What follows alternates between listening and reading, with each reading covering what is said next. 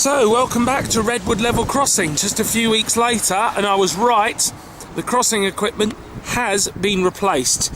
So we've now got, very disappointingly, the mechanical Griswold bells have gone, so we've now got Western Cullen Hayes E-bells, new Montrose lights and a new Western Cullen Hayes barrier system. But the biggest change here at Redwood is the pedestrian gates that they're installing. They're not in operation yet. They've installed them on that side, but they're not in operation yet, and the ones on that side haven't been built yet, so they're currently working on that.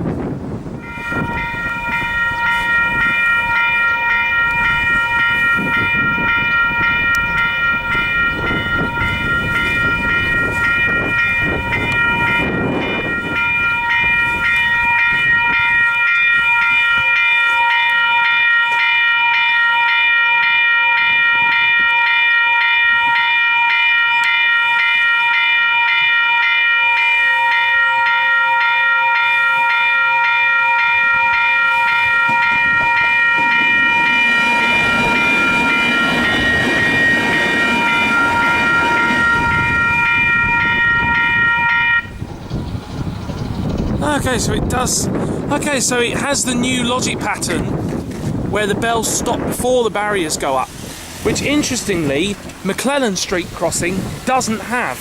It used to have it, and then when they put the new equipment in, they took that feature away, but they've retained it here. Interesting. Well, it never had this feature to begin with, but yep, so same setup on the other side as well, so all new equipment.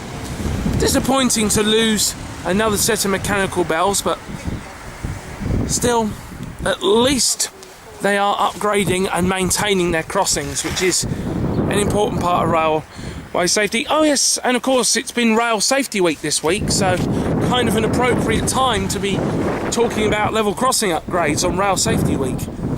But yep, that's it for now.